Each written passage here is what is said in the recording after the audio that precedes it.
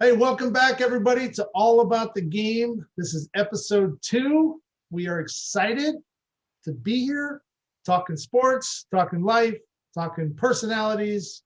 Dave Majeski, my co-host, Todd Blyleven. What's up, Dave?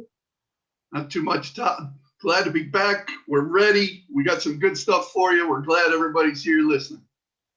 And for all those audience members out there, the thousands of All About the Game followers, we have a third host getting ready to join us. What do you say, Dave? Should we just bring this guy on? Well, let me preface it a little bit. He is a 25-year Major League coaching veteran and the 2016 runner-up in the Mike Mccoochie lookalike contest. I think you just gave it away. Uh-oh. Yeah, we better bring him on. Yeah, super excited. This guy, well, once he comes on, he should be knocking on the door here pretty soon. But, oh, here he goes. Let's see. There he is. What's up? Welcome to All About the Game, Mike Mccoochie. How are you? Good. It's been a while. It has been a while. Amazing how busy we got. Yeah. I think the world shut down when All About the Game, stopped there for a minute, and now it can start up again. Yeah. Dave and I just gave you a nice intro. 25 years in professional baseball, and I know, Mike, you've been doing lessons and running teams over the summer. How'd your summer go? It was good. My group is the senior group, going to be seniors this year, so it's kind of the last time with them. So just putting them in different positions, trying to get them ready to have a good senior year, go through their summer and just kind of get them set up for their senior year and make sure they have a good senior year. So yeah, it was a lot of fun, mostly local tournaments. We did travel once. We went to Oklahoma once, up in Norman, up at OU, to play a tournament there, which was good. But Mike, what do you find yourself doing more, teaching the kids or teaching the parents? Both. Yeah. I have with all my experience in development, over the years, and, in pro baseball, and just that's always been my mindset, is like, we're always trying to get better, and we're always trying to figure out how we can get better and how we can do things. But just getting the parents, and the kids both to just think differently about how they go about the game, and there's just, my group, just like most groups, it's all results, there's not a lot about a process. You can just see how their at bats go. You can see how their decision-making process is in the field when certain situations come up, and how the game kind of speeds up on them. And just, I think us old school guys kind of call it lack of instincts a little bit. When we see kind of kids in that situation. So just talking them through situations, trying to figure out what they're thinking before I actually start talking to them when they come in the dugout. Like, what were you thinking? What did you see? What was going on? What was going through your head? And then, trying to then get them to think about things a different way. But even the parents, the same thing. Like, yeah, and my older group was much better than my younger group as far as the parents and the expectations, and they probably been through it a little bit. But it's interesting how these 13 and 14-year-old parents, if your kid's not leading off, boy, they are not happy. One of my comments to them was, well, he could be hitting 10th, which 10th is on the bench. Yeah, it's setting expectations, right? And having, and really taking a look as a parent. I mean, Dylan, I traveled around with Dylan. We went up to that Oklahoma showcase up there. It was beautiful. He played at some really cool fields. And I think, was it 5-tool that you played in? Yes, ours was 5-tool. Yeah, they do a great job. But yeah, 5-tool is really good. Yeah, I like how they showcase, all players. I mean, a kid could get a double, and he's on Twitter, and yeah, they do a good job. But as a parent, you're running around and you're I didn't coach, so I'm now on the other side of the stands trying to figure out what the coach is doing on the batting order, who he's pitching. And so there's this constant game going on in the stands as we evaluate what you're doing on the field. And you and I have talked a lot about how your approach to the game is more focused on development, which I really like at this age, opposed to, some of these teams, I think you can just throw the bats out there, throw the balls out there. These kids are already polished. They're good to go. But that's this many teams across the country. That's this many players. This many players. Yeah. Not even the team. Yeah. It's really this many players. And you talk about it. And, I try to explain to the parents, like, some of the thought process behind why I do what I do. I'm not a big bunter. I don't ask our guys to bunt at all. If they want to bunt, they can bunt on, and that's completely on them. And one of the things I was explaining to one of the parents was we only play 3 or 4 games on the weekend. If you're hitting 10 guys max in your order, you're getting, depending on a 7-inning game, if you even play 7 innings, because it's a time limit game, you're talking about 2 or 3 at bats a game. Over the course of a summer, you're not even getting 100 at bats, and I see coaches bunt over and over and over again, all these guys. And I'm like, you're just taking at bats away from these kids all the time. Now, don't get me wrong. I understand there is a area for it and it's needed or whatever, but I have a hard time when a kid's going to get 60, 70 at bats in a summer of taking away 5 at bats from him, because in all honesty, they don't come up with second and third that many times. They don't come up with first and second, nobody out that many times. They don't come up in these situations where the infield's in, the corners are in, the middle's back. There's all these different situations they have to learn how to hit in.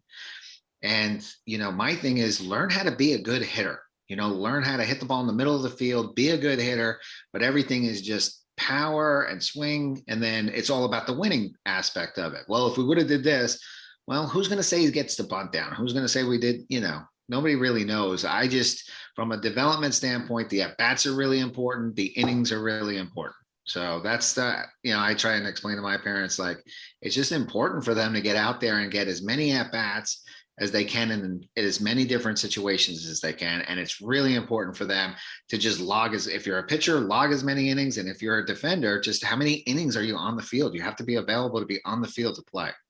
Mike, I'll go even further with that, because of course there's a spot for bunting in the short game, and you want to teach your kids to be competitive. You want to teach them how to win and how the game's really played. But a college coach doesn't ever come up and say, hey, who's the best bunter on the team? Or they don't come up and say, hey, did you win yesterday? You had a doubleheader. What was the score? If they're coming up to recruit your kid, or Todd, you can speak as a minor league scout. You want to come see this kid produce. You want to see what he's like, what his mental makeup is, how he approaches that at bat. Does he barrel the ball up? Does he know how to go the other way? I might make a note if somebody drops down a good bunt, but basically, if I drove 2 hours to watch this game and I came to see Dylan Blyleven and I'm writing a report, I sure don't want to see him bunt. That might be selfish on my part. And if we're talking about a bracket tournament where you need to win to advance, okay, now we got a different discussion. But I love the way you conducted it. I love what you just said. Todd, would you agree with all that as a scout? Yeah, I think, when you go to a ball game and you're scouting, or, and college coaches are the same way, you get 1 or 2 opportunities. And when you walk into a tournament venue, like at Lakeside in Georgia, or a big PG event down in Tomball, and you've got 4 to 6 to 8 fields, you're walking by, you've got some guys you're trying to, body check on, or maybe you haven't seen this kid play before. And what's going to stop you in that moment where you're waiting for this kid to be on deck, and now you got this big monster coming up and he's bunting or he's taking pitches? I want to see him swing, because that might be the one opportunity that I turn around and get excited about. What did I just see? I've scouted guys like Jared Page. Jared Page was a kid out of San Leandro, California, football kid. I got one at bat, one look at him, and he ended up hitting a ball off the wall, ended up with a triple. I stayed just to watch this kid play as a defender in center field. Ball was hitting the gap. Kid tries taking third base. He one-hands the ball and throws it on a line on an arrow and threw this kid out. Right away, I'm walking out of that park going, holy cow, this kid was athletic. He swung the bat. He got to the ball. He's got an arm. Like, yeah, it didn't you got to see him do everything. Yeah. Yeah. So it's really interesting. But, you know, I'm kind of the same way too, to your point, like never put on a take sign, you know, and in fact, 3-0, like they're always hitting 3-0. Yeah. You know, and I want to see, like, what do you do? You know, and one of the things I always tell the guys, like, oh man, the ball's right down the middle. Why didn't you swing? Yeah. It's 3-0, you know, and this and that. And my thing is, if it was 0-0, would you swing at that pitch? Yeah. And I said, well, your focus is on the wrong column. Your focus is on the 3-ball column. And my focus should be on the no strikes column. It's the same count, no strikes. I should have the same expectations, whether it's 0-0 or 3-0. When I swing the bat, I should smoke something, you know, but you got to be ready to hit. And so I never give them a take, you know, and every kid on my team has the green light. Like, just go. If you're a runner, run. And I think the day Dylan guest played for me, I think he had 4 stolen bases. You know, Dylan came up right away and just was like, I'm like, Dylan, just, you're out there, run. Just run. I'm glad you brought that up, because way too often the parents will take their own stats and keep their own records, and now they put it into a kid's email and try to market the kid that way. And when the educated coach sees that somebody's batting 300, well, you know, who's exactly keeping the stats? Do they actually know what a hit is? What kind of pitching are they facing? I guess stolen bases and caught stealing, it's hard to fudge those, or home runs. But when it comes to actual stats where people get really worried about it and they're taking strikes and they're just doing things that take away from their development, is how you started this. That's where you have a big problem, because I'm going to put eyes on that kid. I don't really care that his high school coach sent me that they're batting 400. Yeah, it just, there's way too many problems with statistical, not analysis, but the statistics that are provided. Yeah, I had kind of a very similar, you know, email got sent to me. My son's hitting 300, you know, and he's not even in high school at this point or whatever. And I just thought to myself, like, anything below high school in my mind is little league. So you play little league baseball, and then you play high school baseball, and then you play college baseball. And I'm thinking, since when was 300 the barometer of what you want to hit in little league? Like, if you're a good player, you were hitting 500, 400, 500, right. You know, and now we get and you hear it too. Ground ball through the guy's legs, you know, air mail it into the base, and the guy comes sliding in, and we got 2 errors on the plane. He's like, it's a nice triple, as they're walking to the car. Man, nice triple you had today. Okay. It's hey, I'm sitting in the stands and I hear it.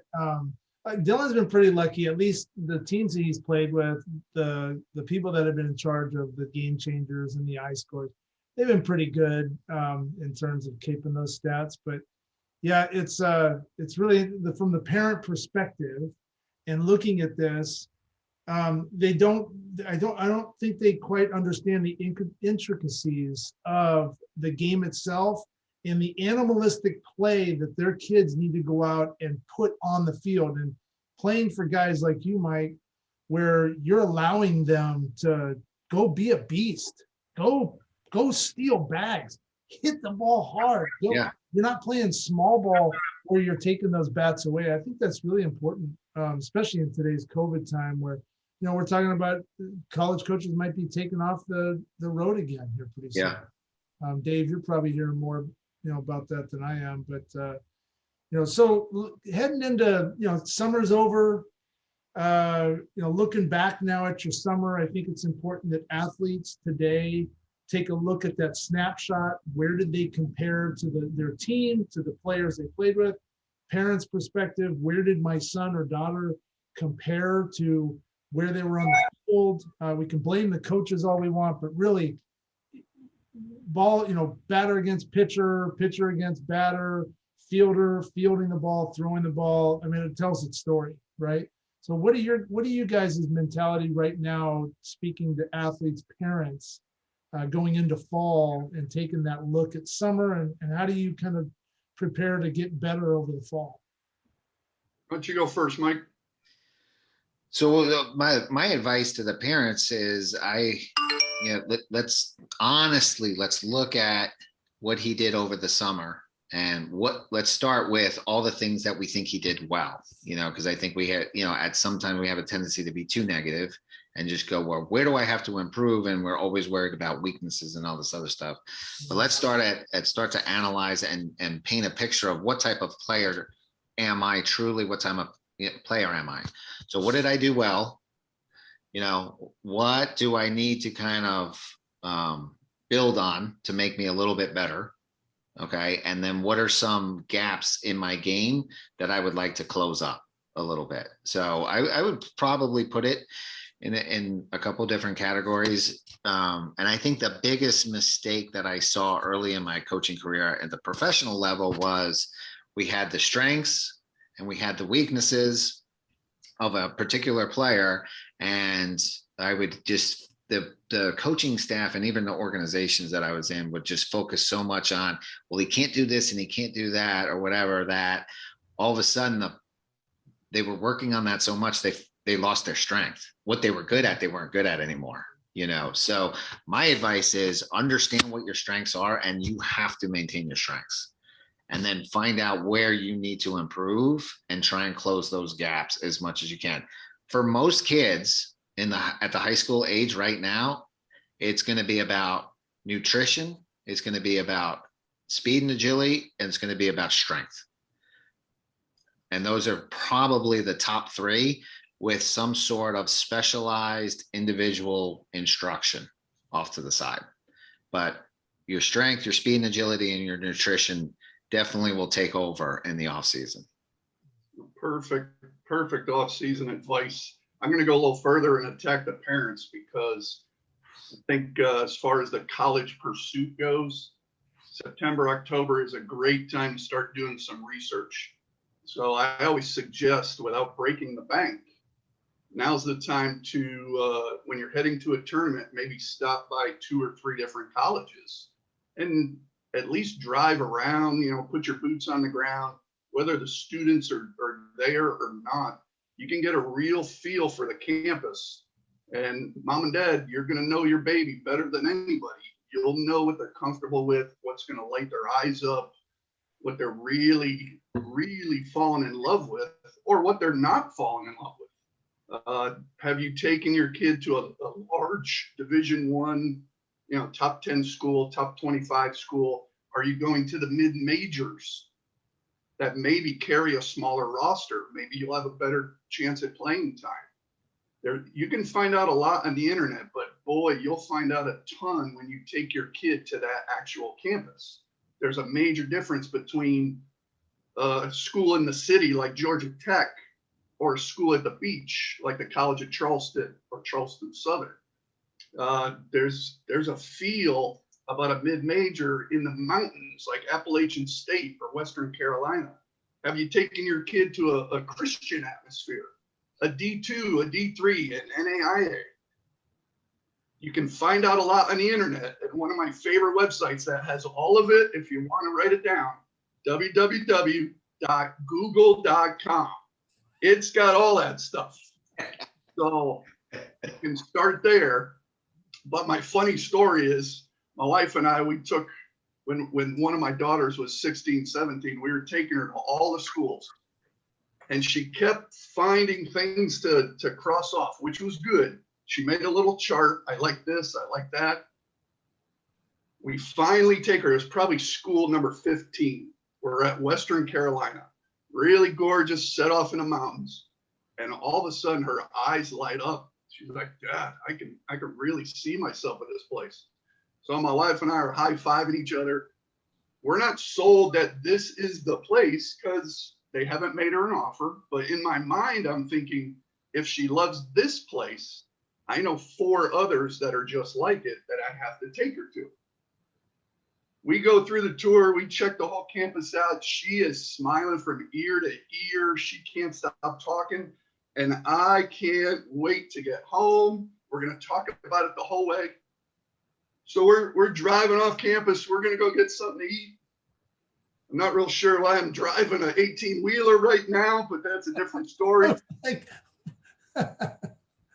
We get about 15, 20 minutes off campus. And from the back of the truck, I hear, well, you can cross that one off. And I almost hit a tree. I'm like, what are you talking about? She said, there's no Chick-fil-A. And as funny as that sounds, what it really meant to her was Western Carolina, you had to drive through all the switchbacks for about 20 minutes or 30 minutes to get to the mall, to get to the Chick-fil-A, to get to the restaurants, the club, the anything. It was too remote for her. And she would never have found that out unless we set foot on campus.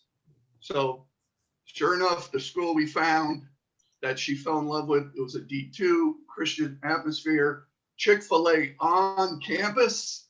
And that was it. She loved it. She made a great choice. Yeah, that's great. Great advice.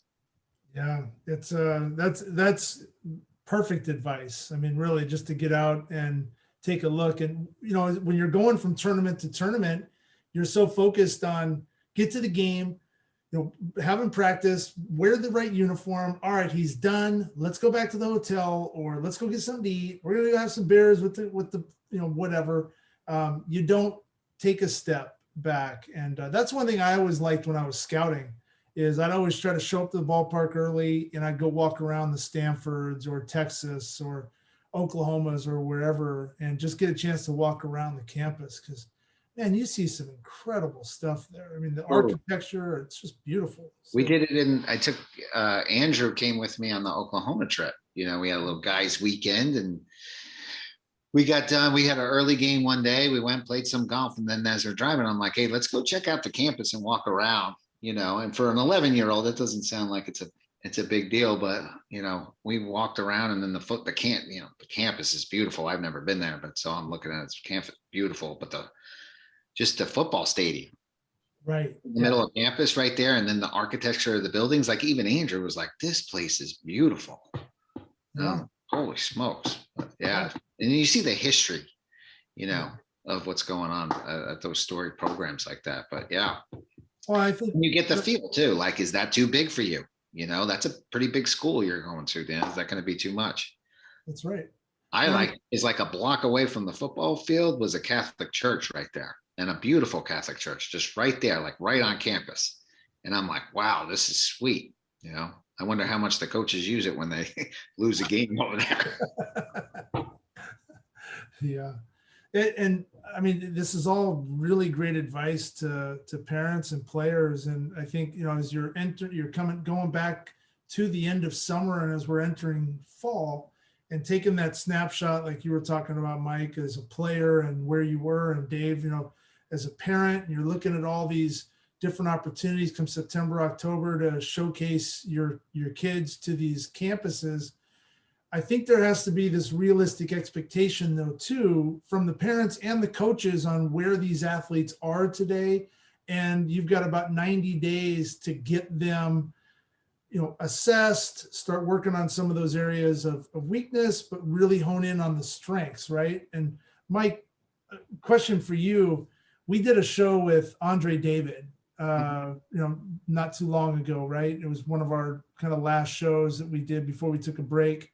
And you guys really started talking about hunting the fastball, which I loved. I thought it was a great conversation coming from him, minor league director, or hitting, talking, all these great hitters and what are they working on? What's both of your approaches in the off season on hitting specific Are you guys having kids really work on hitting the fastball right now? Is this a good time to work on hitting the breaking ball? What's your mentality in the cage right now? Is it just kind of going back to the baseline? Is it swinging as hard as you can? For me, it just kind of depends on the player and kind of where we're at. But certain guys are going to try and probably make some sort of change at this point, So now's the time early in the off season where you don't have to worry about competing in games to go ahead and make any big changes that you really want to make mechanically with your swing, and try and get that kind of going. So then we have time to figure out the timing and what it's going to take. Are we adding a leg kick? Are we changing hand position? Whatever it is that particular individual is going to do. So if you're going to make some sort of change, I think that's what you got to attack first, because it's going to take time to do that.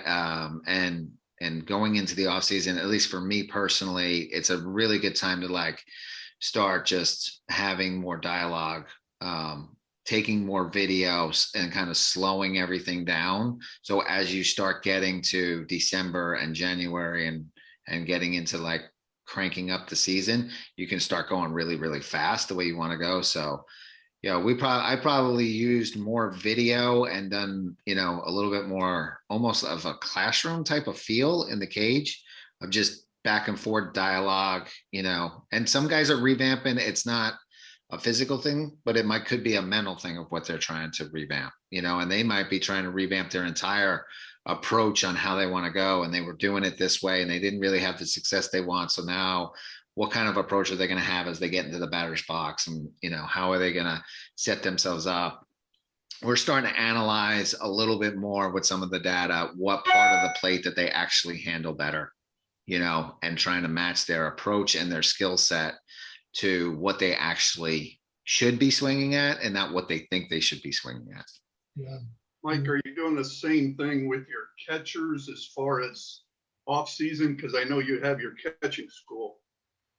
Yeah, with the catchers, we're probably doing similar stuff as far as making any type of big changes. But I mean, honestly, with that, it's just about repetition and just getting comfortable, with their body position and their movements. And, with a lot of the kids, it's so many reps to become second nature where they don't have to really concentrate or worry about catching the ball or how they're catching the ball. And it just becomes second, they're receiving just second nature.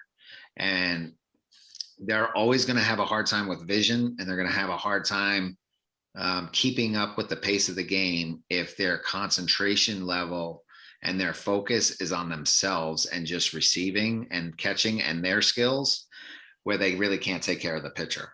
So my philosophy with the catching is a little bit different. It's getting them just the amount of reps that they can get where they feel comfortable that they can actually be looking for different things, increase their vision as they're catching the ball. Can they see the hitter? Can they see the stride? Can they see the hands as they're catching the ball? Can they take care of the pitcher? Can they be a couple pitches ahead? Can they memorize the sequence last time? Can they be an inning ahead? Do they know who's coming up in the order? Stuff like that.